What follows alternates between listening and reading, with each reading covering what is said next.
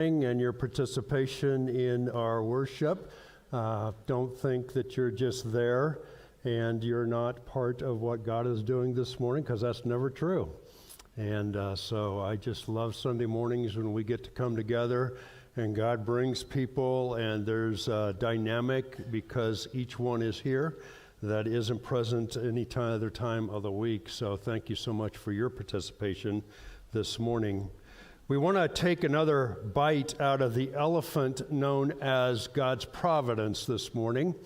And it is something that is found on every page of Scripture. It's found in every song we sing. It's just every place. And yet I felt like it would be good for us to topically deal with this for 4 weeks. This is the second of the 4 weeks. Because I believe that oftentimes we expend our emotions and our energies in things that God in His providence has already done, and we miss out on expending our energy and emotions on the things that are in front of us and the opportunities that He has given to us. And thus we're trying to go after this. And I believe an understanding of God's providence just helps us to see God as having a more glorious, a bigger plan than we could have ever comprehended, and we ever will comprehend, because He's got an infinite mind, and I have a pea-brain mind. And so, there's this constant being surprised at His plan, but also a surprise that we have a purpose in that plan, and we get to live that out, and the fruit of that is just living it out in joy in the midst of a world that is very, very broken. So last week I said that understanding God's providence produces 3 fruits in our life. And we just want to remind ourselves of these this morning. This thing is not working or something. So help me up there, please. In God's providence, this just happened. Okay, there we go. And so these are the 3 fruits that come out of our life in an understanding, and we grow and live in God's providence. First of all, there's a surprise. There's a surprise at how God in His providence sustains all things, how water continues to be water, and we continue to be us, and metal continues to be metal because of Christ upholding and holding all things together. And then there's the surprise at how God works in such a way with His creation and in each one of us and in the nations of the world and in every different level, in such a way that He is 100% sovereign and we are 100% responsible for the choices that we make. Every single person is. And along with that, how God, in all of His righteousness, uses all the different kinds of things and motives of people to accomplish His glorious plan. People thinking good and doing good, people thinking evil and even doing evil are part of what He uses to accomplish His glorious plan in individual lives and in families and in the nations of the world. And He's governing it all. He's taking it all to a glorious, glorious conclusion. Now, what bothers us about this is, how can God be 100% sovereign and every person be 100% responsible? Or how can God, we're okay with God using good, but how can God use evil to accomplish His glory without affecting His righteousness whatsoever? And the reality is that Scripture causes us to land in those places that we see as irreconcilable, but the reality is that's where we see that God is holy. And I don't mean holy in the sense of righteous. I mean holy in that He is an entirely different kind of being than we are. And we believe this in so many different areas. We believe that He spoke and this world came into existence. Explain that one. We believe that God the Son left heaven and was incarnated and became a person in Mary's womb. Explain that one. Explain how He gives a person, when they put their faith and trust in Christ, a new heart and new desires. explain how he's going to create a new heaven and a new earth with only righteousness ever being in it.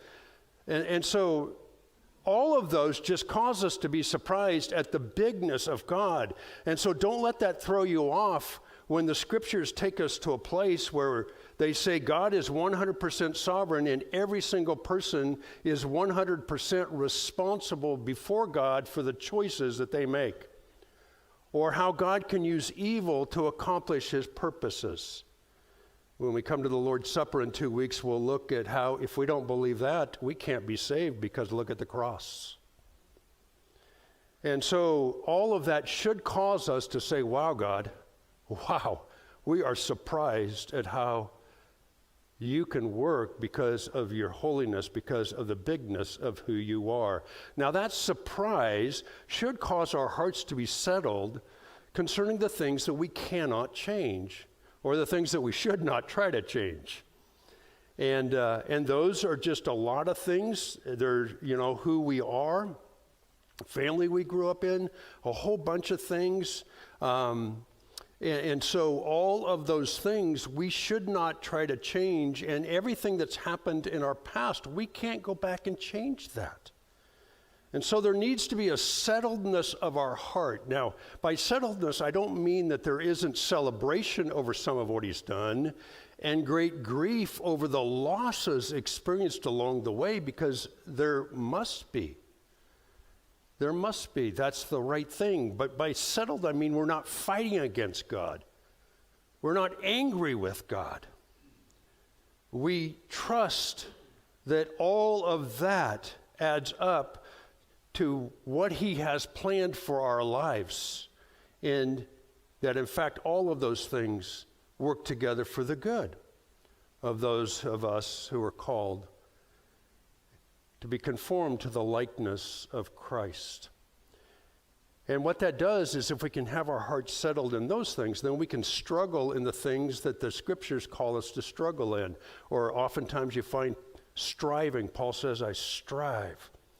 And Peter was striving. There's this striving to live out God's calling upon our lives. And at its core, this striving has to do with trusting God and obeying him. That's ultimately what it all boils down to. Am I going to trust him in this situation that I'm in? And will I obey what he has called me to do? And so that's the striving that we're called to be. And I would just put it in even more practical terms.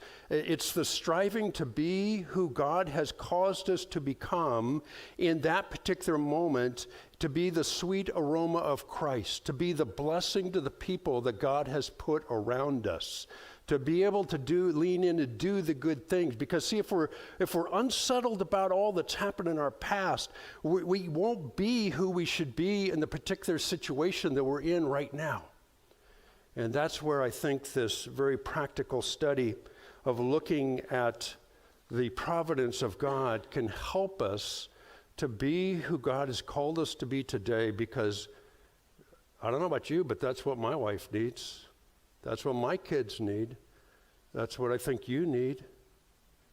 That's what my neighbors need. That's what the guy at Home Depot needs. That's what they need. And so there has to be a settledness about the things we cannot change, and a striving to live and to trust God. Okay, this thing is not working, I guess, Ben. So you're going to have to be on the job up there. And so here's just a little bit of a summary of that. Surprised at God's holiness and the fact that he loves us. And settled in what we cannot change, what we should not take into our own hands, and then struggling what we do control, our trust in God right now, and in planning for the future in God's grace and strength. Now, last week I used the idea of blueprints, of how God has a design before the foundation of the world, and that's a design that Paul says is true of each of our lives, for we're his workmanship, created in Christ Jesus for good works that he had planned before the foundation of the world, that we might walk in them. Or as he says in Ephesians 1:11, God is working all things according to the counsel of his will. Now the reality is, we don't know all of the plans of God, nor could we ever comprehend him even if we put all our brains together, because again, he's holy. He's infinitely bigger than who we are. But we get to experience his plans unfolding along the way. This morning, I want to use another illustration that maybe will help us to live in the providence of God, and that is playing cards. And using it in this way.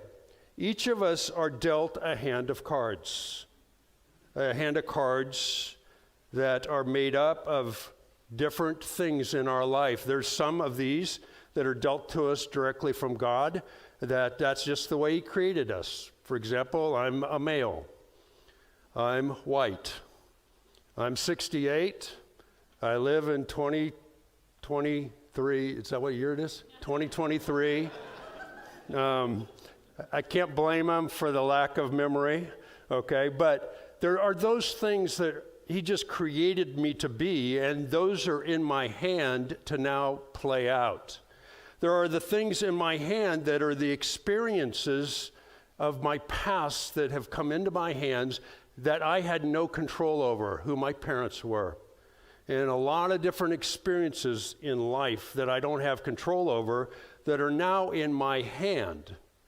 But there are also those cards in my hand that are choices I made, that now I live with some of the results of those choices. There are choices to marry Camilla as my wife. Man, has that one ever played out better than I could have imagined. There's the choice of children. There's a lot of these choices that we make, and we experience the benefits of them. There are also some choices that we made not to trust God and to sin. Or before we were a Christian, we did things that were evil. And there are sometimes the consequences, the earthly consequences of those that are still in my hand, that are part of what I have to play out. Now, in Christ, they're all forgiven, and my slate is clean with him, but there's often consequences of those in our own life. And sometimes they can be good consequences. Don't disobey God, there's a price to pay. You know, whatever you sow, that is what you are going to reap. And so there can be the good consequences, but there can be some other consequences. There's a few cards in our hand that are God's promises to us about the future. We have an inheritance, if you know Christ, that's laid up for us in heaven. He is with us always. The good work that he's begun, he will complete. And so there's a lot of these promises that we cling to about the future. And then there's some promises, or I should say statements of reality of who we are if we know Christ. I am a child of God. I am a saint. The Spirit of God dwells within me. Now, the point of all this is that every one of us holds in our hands this moment cards, and now it's our chance to play these cards. And that's what it means to live in the providence of God. God has dealt us hands. There are parts of our hands that have come to him directly, of our own choices, etc. But nonetheless, what providence does, and what an understanding of providence does, is says, this is the hand I've been dealt. How do I play this? How do I live this out in this moment for the glory of God and the good of other people, to include myself? And so that's the illustration that I want to use this morning. And we're going to look at the life of Joseph. Now, we went through Joseph last year in 4 weeks. I'm going to do it in about 17 minutes this morning. Because God, I'm convinced, has given us the story of Joseph primarily to understand this. Because nobody knows about Joseph in world history. Nobody. He's a big deal to us just because he's in the Bible and he got 13 chapters on him. But he was a nobody. There's no records of him. And so why is he there? So that we can learn how when God puts cards in the hands of a person, it's their job to be surprised, to be settled about the things they can't change, and to strive to be faithful in the moment that they're in. So grab a copy of the scriptures and turn over to Genesis 37. If you don't have a Bible, grab one out of the pew there, and we're on page 39. Page 39.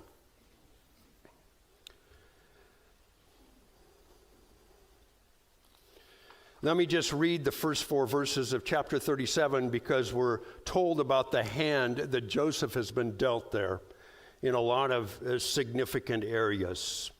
It says, "Now Joseph lived in the land where his father had sojourned in the land of Canaan. These are the records of the generations of Jacob. Joseph, when 17 years old of age, was pasturing the flock with his brothers while he was still a youth, along with the sons of Bilhah and the sons of Zilpah, his father's wives. And Joseph brought back a bad report about them to their father. Now Israel loved Joseph more than all his sons, because he was the son of his old age, and he made him a varicolored tunic. His brothers saw that their father loved him more than all his brothers, and so they hated him and could not speak to him on friendly terms." So let's think about the cards that Joseph holds in his hands. First of all, he is a 17-year-old. He's a male. He's living in the time of history in which God put him. He is ethnically a Hebrew, a minority in the land, as well as a significant minority in the world. He's living as a sojourner. That means he doesn't have a country of origin. He's a sojourner living in the land. And talk about his family. Here's a chart of his family. I mean, he's got 4 mothers in the home. Well, no, 3 now, because his mother died giving birth to his younger brother, Benjamin, there. So he's been through the loss of his mother, and he's living in a home with 3 other wives of his dad, and all of these brothers. We don't even know about the sisters. If you want a definition of a dysfunctional home, here it is. Right? Now, did he choose this home? You see, it was just part of the hand that God dealt him to be in this home. And on top of that, he is obviously the favored son of his father. And so there's another card that he holds, which may make him feel really good in a relationship to his father, but what does it do with his siblings? Ooh, they hate him, and they can't even speak kindly to him. If you want to see bullying going on in the home, here it is. And so that's another card that Joseph holds in his hand. So this is just the cards that he has been dealt with as a 17-year-old. Now, in the next few verses, God deals another card and puts it in Joseph's hand because he gives him 2 dreams. And in these dreams, God is saying to Joseph, all of these 10 brothers of yours are going to bow down before you. And then he has another one, and so is your mother and father. Now, Joseph was not a humble card player.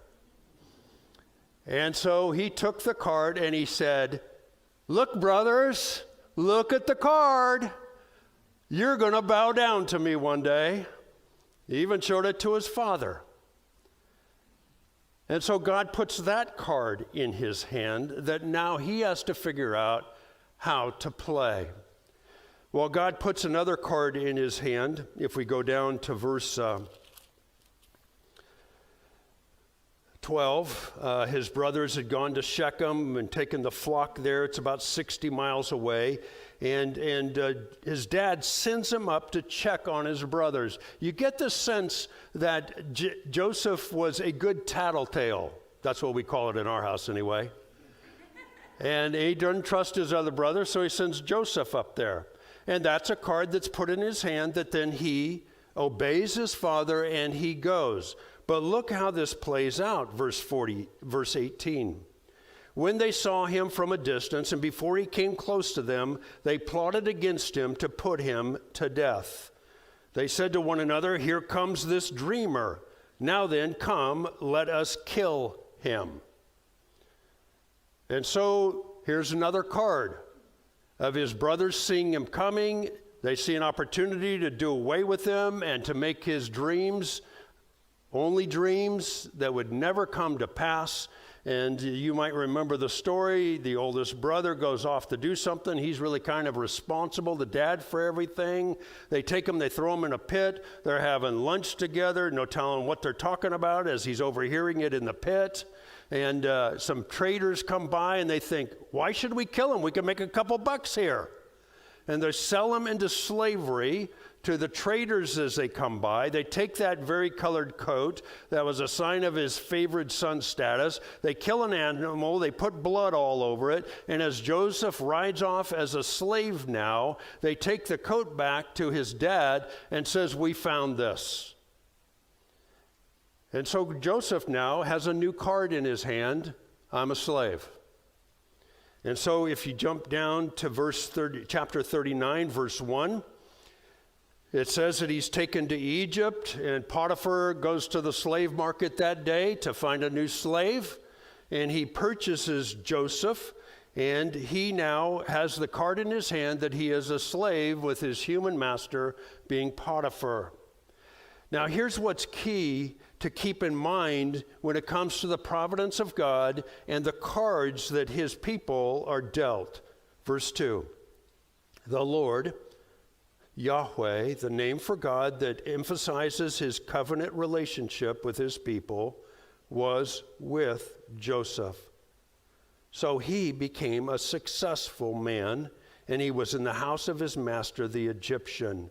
Now his master saw that the Lord was with him, and how the Lord caused all things he did to prosper in his hand. And so there's this recognition in Joseph's heart, evidently, because evidently he told his master Potiphar of Yahweh's relationship to him. How else would Potiphar have known that connection?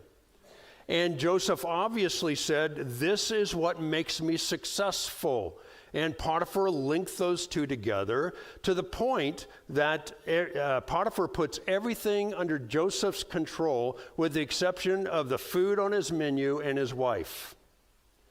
That's a big card as Joseph just plays in the favor of God. Do you get the feeling here that Joseph continues to be surprised and blessing God as his Lord and settled in what he can't change to be faithful as a slave in Potiphar's house? I get that picture.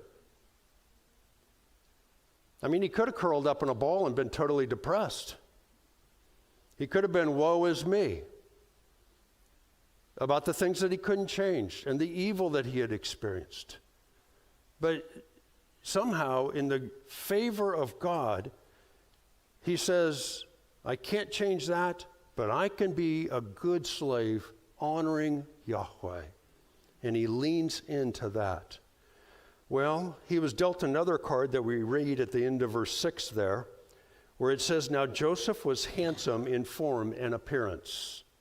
And while that can be a great blessing, it can also be a great challenge, and that's about what is about to happen. That card of being very handsome causes Potiphar's wife to want to have a relationship with him, sexual relationship with him. And so she keeps pursuing him. It tells us day after day she pursued him. And Joseph says at the middle of verse 9, how then could I do this great evil and sin against God? And so here there's a card that's being offered to Joseph. And what's Joseph's response? I'm not taking that in my hand. I am not going to take that in my hand. That would be a sin against God. And so he rejects that card from coming into his hand. And as it goes on, she keeps pursuing. She finally grabs him by the coat one day. He runs out of the coat, and she's had enough of being spurned by him, and she cries rape. When her husband comes home, he's angry, and he takes Joseph and throws him in prison. Now a new card, the accusation of rape. the one that you busted your tail to be a good steward of and to make a success, is angry at you and has thrown you in prison. And now you have this new card of that accusation against you and of your owner turning against you and being in jail. And yet, verse 21, but the Lord was with Joseph and extended kindness to him and gave him favor in the sight of the chief jailer. Oh, the favor of the Lord. Just another word for the grace of the Lord and the kindness of the Lord, no matter what is going on in the horizontal plane. And we read that the chief jailer, verse 22, committed to Joseph's charge all the prisoners who were there in the jail, so that whatever was done there, he was responsible for. And so you just get this huge sense that Joseph says, oh, another card in my deck, another card I don't like in my hand, but I will play this, and I will be faithful to the place that God's providence has brought me, and I will struggle to be what I can be in this particular circumstance. Verse 23, the chief jailer did not supervise anything under Joseph's charge because the Lord was with him, and whatever he did, the Lord made to prosper. And so as he's there in prison, we're told that two of Pharaoh's right-hand servants tick him off one day, and he sends them to prison. That's the prerogative of Pharaoh, something we don't get in American culture.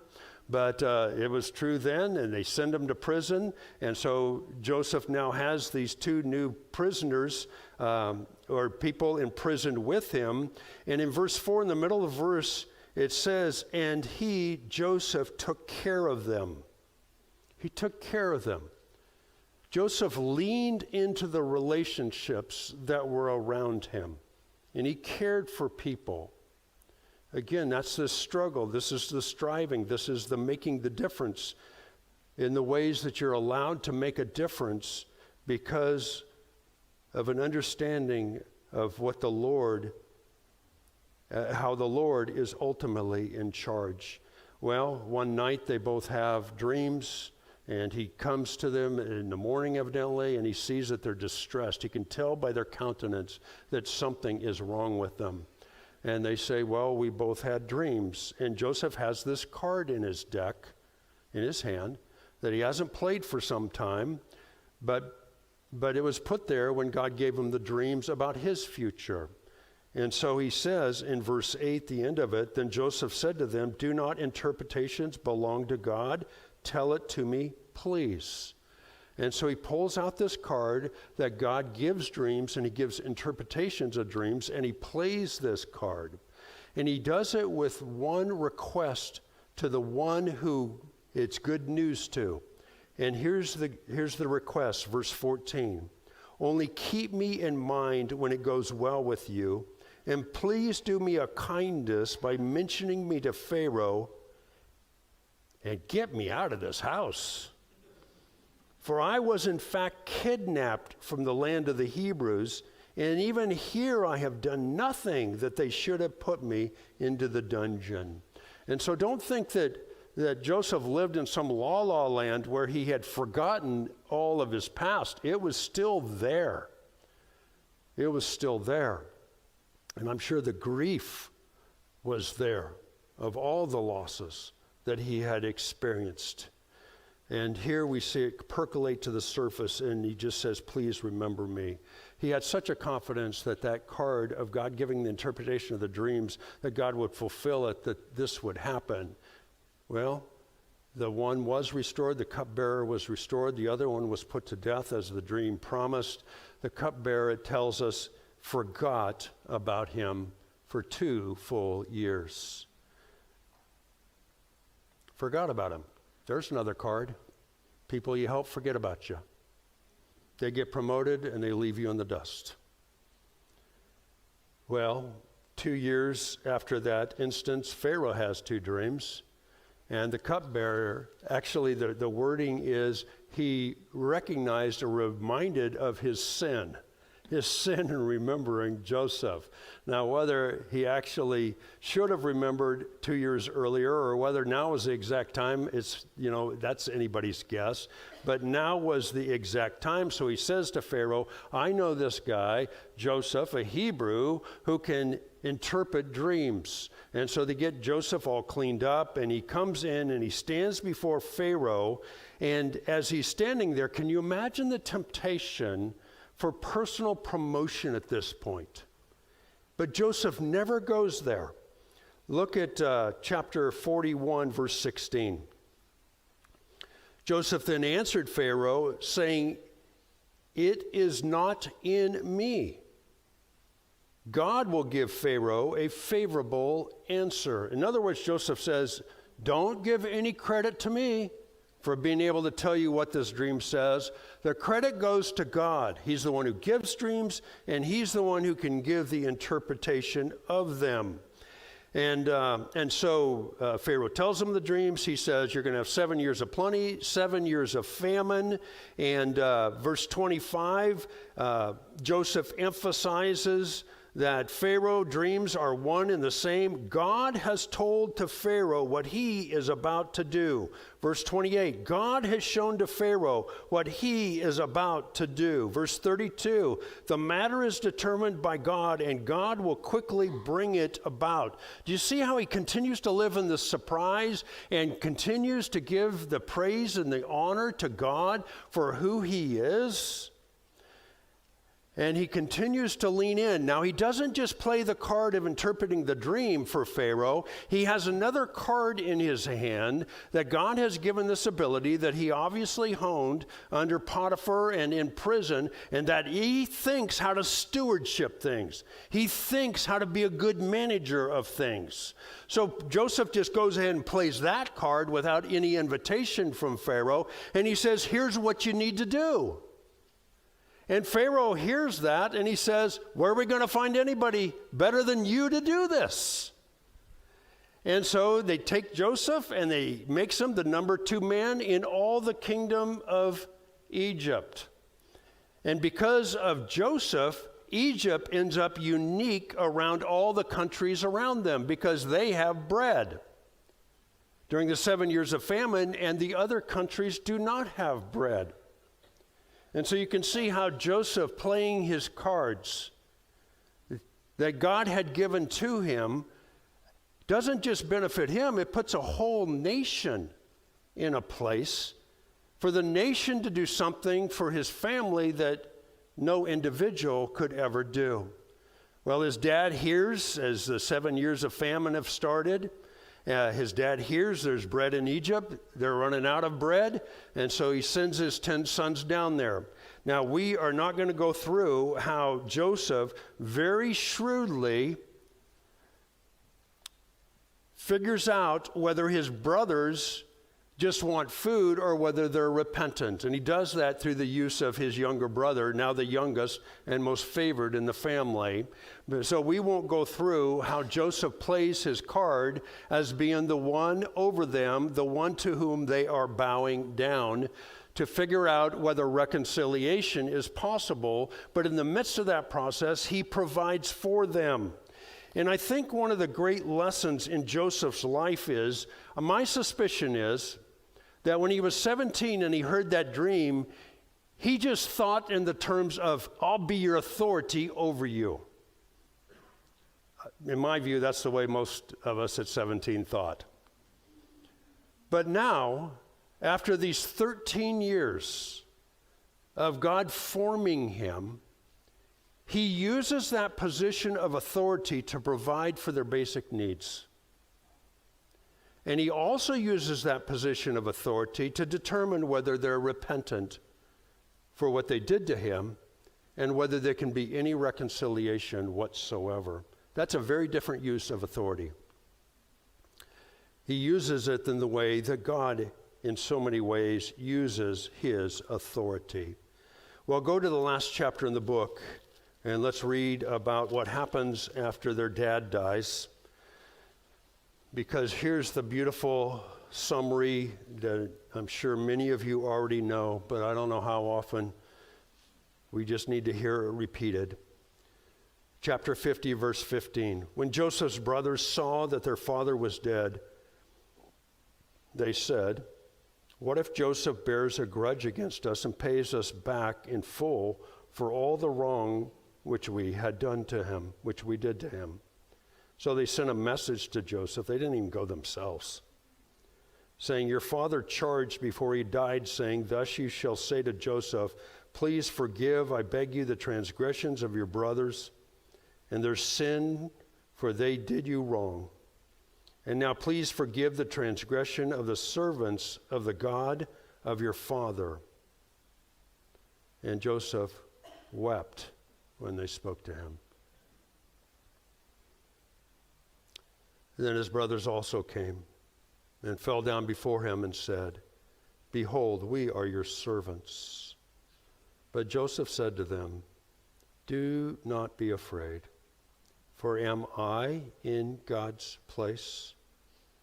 As for you, you meant evil against me, but God meant it for good, in order to bring about this present result, to preserve many people alive."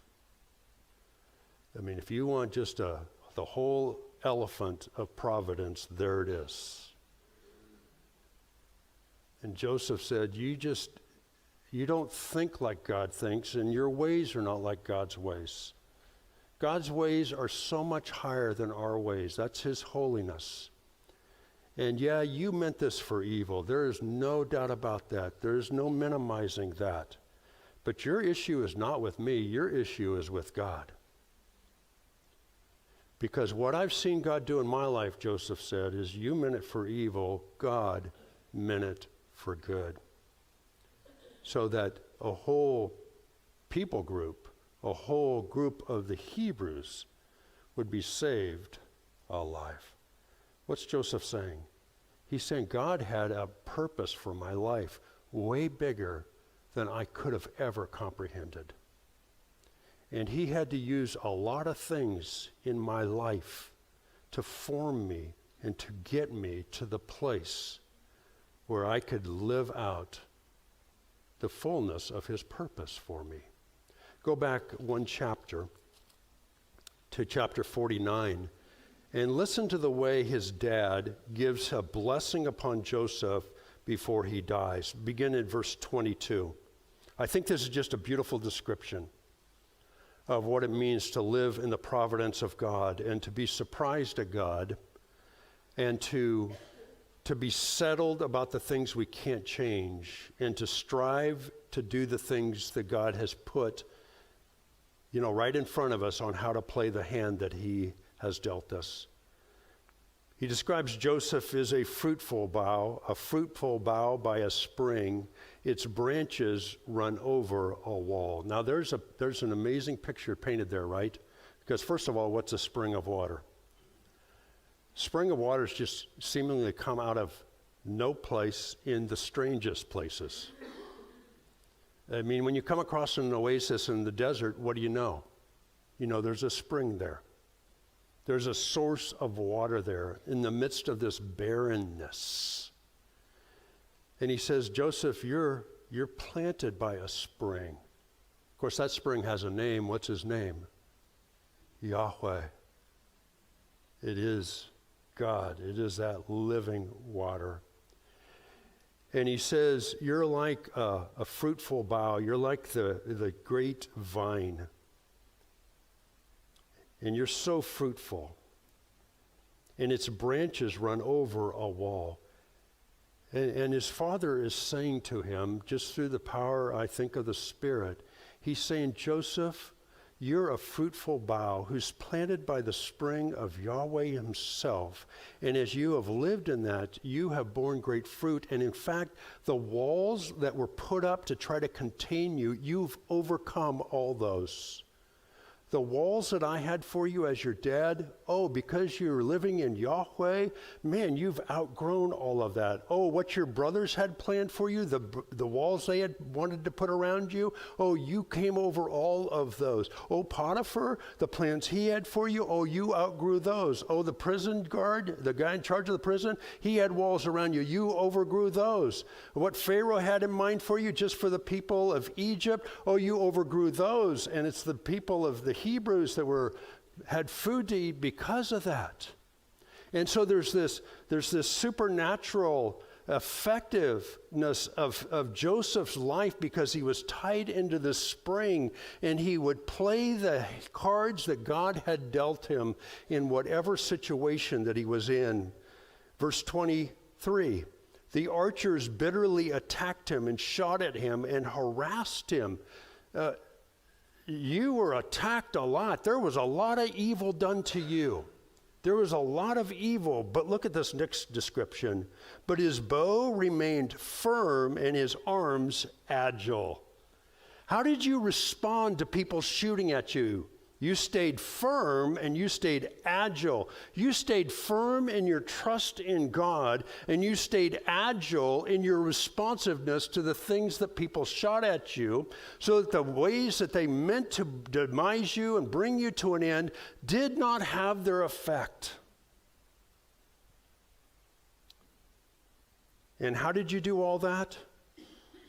From the hands of the mighty one of Jacob, from there is the shepherd, the stone of Israel, from the God of your father who helps you, and by the Almighty who blesses you with blessings of heaven above, blessing to the deep that lies beneath, blessing to the breast and of the womb.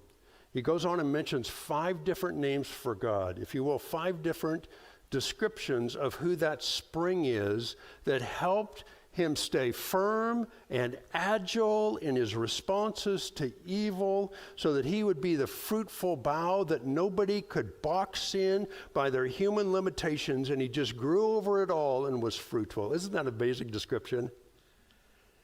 And I think this is what Jesus tries to communicate to his disciples in John 15. Turn over to John 15. I think he's just saying this and using a similar metaphor to describe what he wants for his followers. Now remember the context. They've had the Lord's Supper together. Judas has left. He's going to be betrayed in just a few hours, and he'll be crucified the next day before he's resurrected on the 3rd day. And in verse 1, let me just read these verses. Jesus says to them, I am the true vine, and my Father is the vine dresser. Every branch in me that does not bear fruit, he takes away. And every branch that bears fruit, he prunes it so that it may bear more fruit. You are already clean because of the word which I have spoken to you. Abide in me and I in you. As the branch cannot bear fruit of itself unless it abides in the vine, so neither can you unless you abide in me. I am the vine. You are the branches. He who abides in me and I in him, he bears much fruit, for apart from me you can do nothing.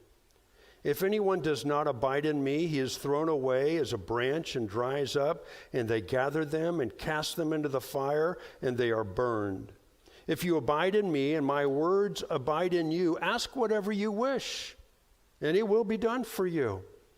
My Father is glorified by this, that you bear much fruit, and so prove to be my disciples. Just as the Father has loved me, I have also loved you. Abide in my love.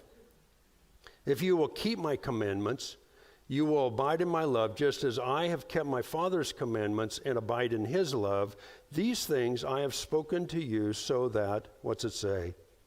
My joy may be in you, and that what? Your joy may be full. And Jesus goes through here and he says, just understand that those who say they're followers of mine, but they really don't ever have a relationship, the Father will just take them away.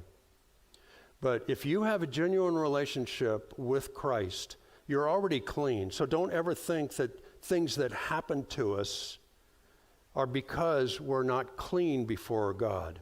that we're not at peace with God, because we are through the Lord Jesus Christ. But the Lord, the Father, will prune, won't he? He will prune. He will remove things from our lives. He will, and by the way, pruning always what? H-U-R-T-S. It always hurts. It always hurts. And it's not just sinful tendencies he's taken away. Sometimes he's pulling good things away for the sake of greater fruitfulness and greater joy. That's his commitment to us, because he wants us to be planted by the spring and be a fruitful vine that no person can contain, no human boundaries can contain, that we would bear much fruit, and what? We would be filled with joy. And thus, we want to live God's glorious plan that's way bigger than anything you and I can comprehend. And we want to just lean into that and allow that to be our joyful purpose. So, let me ask you this morning, what are the cards that you're holding in your hand right now? What are the cards? Now, most of us don't have any problem accepting the things we like. Right? I mean, we love it when God fits into the way we think he should be. But what are some cards in your hand that by his providence, as he had planned before the foundation of the world, that you're holding in your hand that you don't particularly like? In fact, they may be things you're grieving over, and there's no problem with grieving. But don't fight against them. Don't cast God's character or question his love for you. That's all settled. We must not ever waste our energy there, or when we go there, let me put it that way, we can't stay there very long, because there's nothing good that comes out of that. And so what are the cards that you hold in your hand today? Because one of the ways we know God's providence is where we are today. Now, we don't know what it means for the rest of the day, but we know where it is right now, and then he gives us these cards to play out. Now, in Joseph's life, we read about all the big things, but a lot of the cards you hold in your hand are little things. Like you've been up since 2 a.m. because your baby has been crying all night. How are you going to play that card? Or your spouse said something really critical to you. How are you going to play that card? Or your child just found out they're involved in some sinful behavior. How are you going to play that card?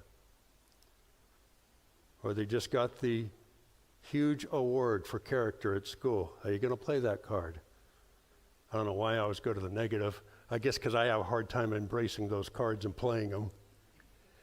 But what are the cards in your hand? What are the cards? If Camilla would ever say anything critical of me, that's a providence that's come into my hands for me to be settled about and be Christ back to her, right? To be who Christ has called us to be. And I am just really convinced that most of us can't be who Christ has called us to be to the people around us and the people we bump into, because we don't like some of the cards that are in our hands. And it robs us.